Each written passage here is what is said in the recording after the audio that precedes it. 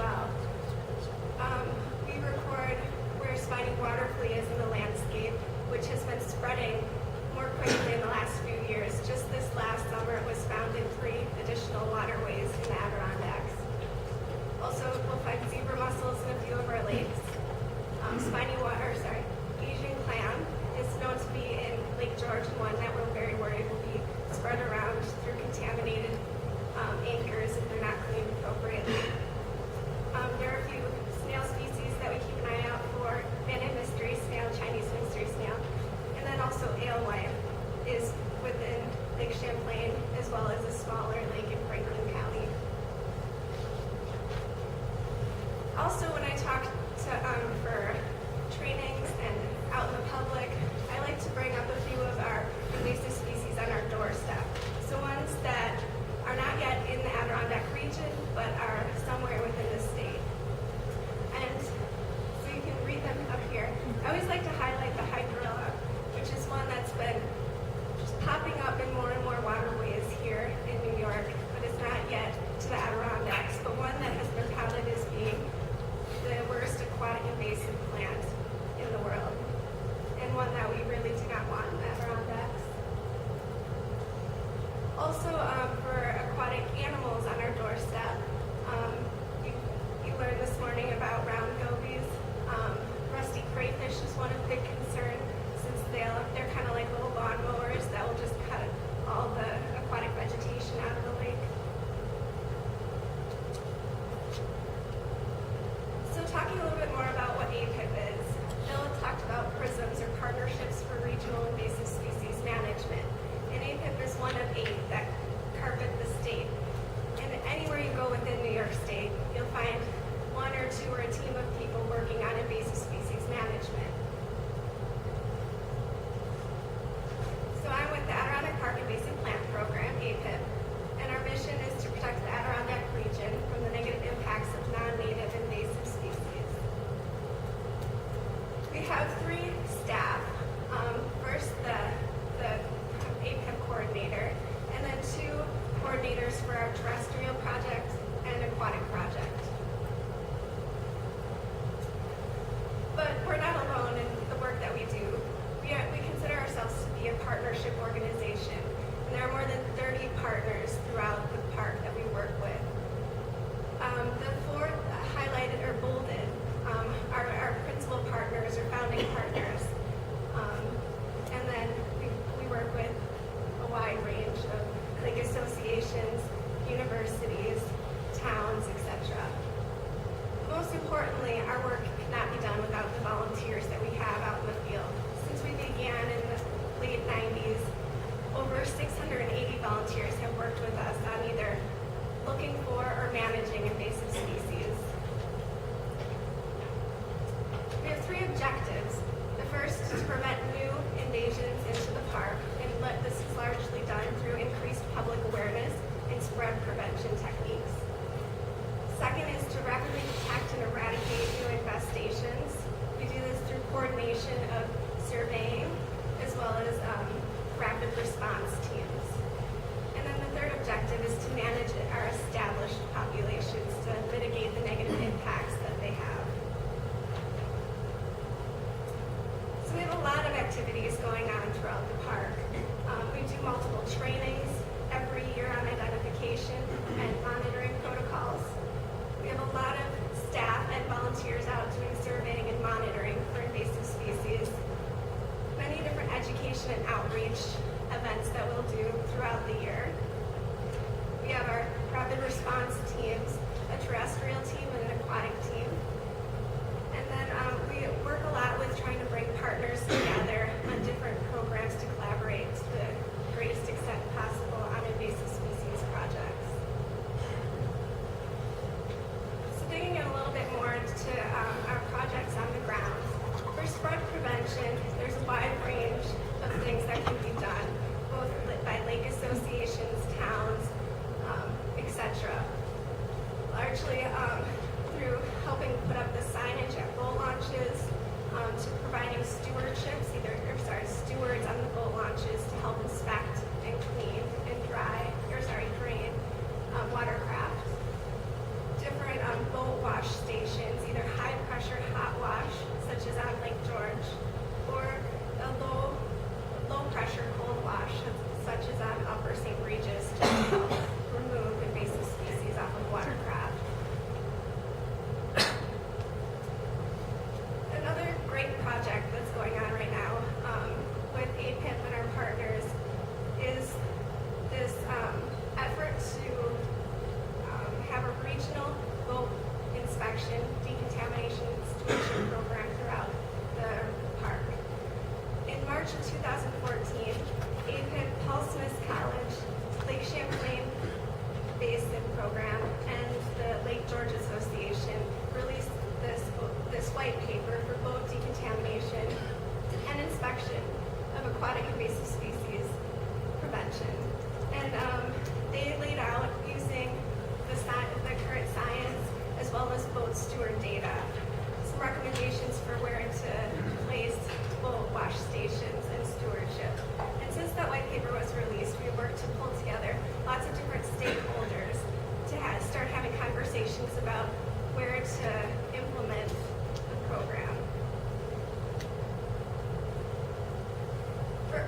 detection projects that we have going on is first we hold many different identification trainings.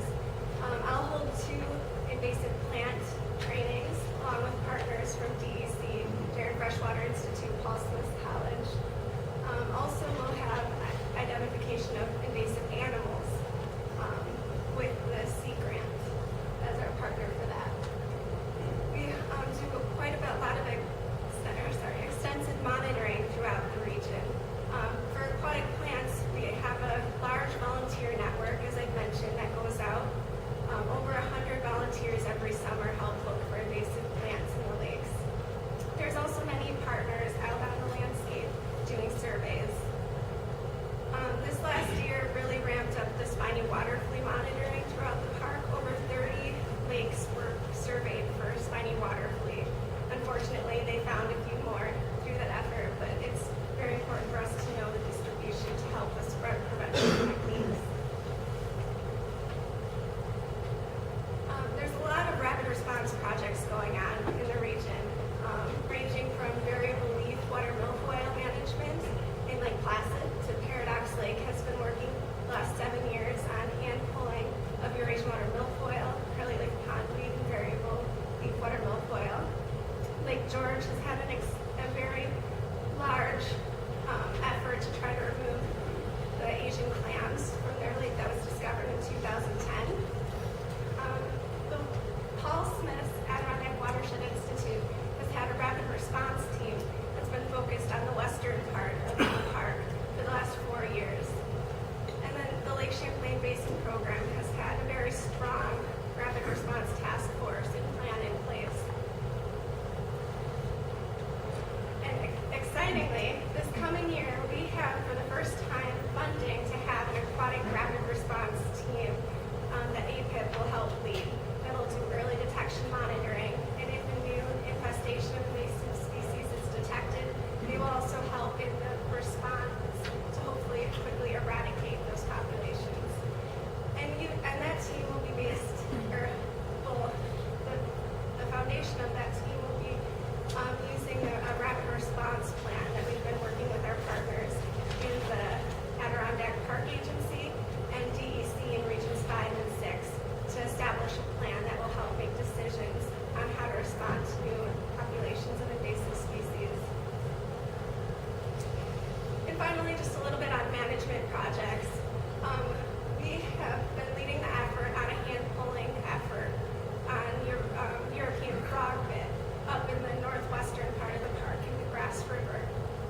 And it was first found in 2007, and at that time, over 37 buckets of 5-gallon buckets of the plant was removed.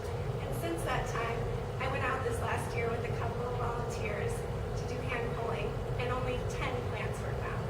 So we hope in the next couple of years to be able to claim victory on an eradication project. Also, in Baldwin Clear Pond, our partner in Paul Smith College have been doing a hand pulling effort for Eurasian water milfoil. And this is the graph we see down here on the bottom right-hand corner. And you also see very promising results of their hand pulling efforts. So I talked really quickly, I think. But this is our website here at abkinvasives.com. I really encourage you to check it out. You'll see all the reports that I mentioned on our website, as well as fact sheets on all the different invasive species. Brendan Querian is our coordinator for the PRISMS, and then you'll see my contact information underneath, and we're currently hiring for our terrestrial coordinator.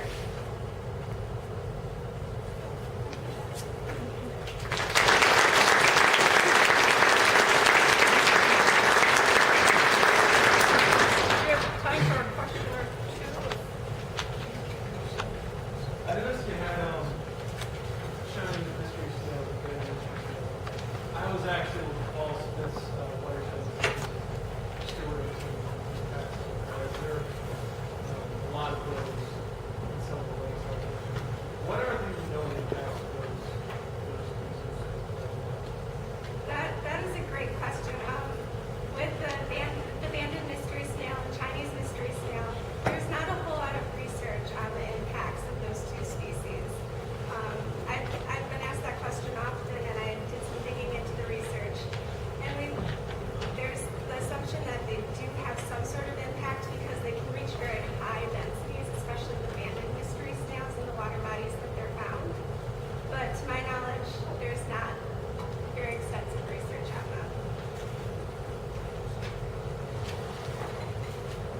control measures are they using in Lake George for Asian clams? For the control measures in Lake George for Asian clams have, to the most part, been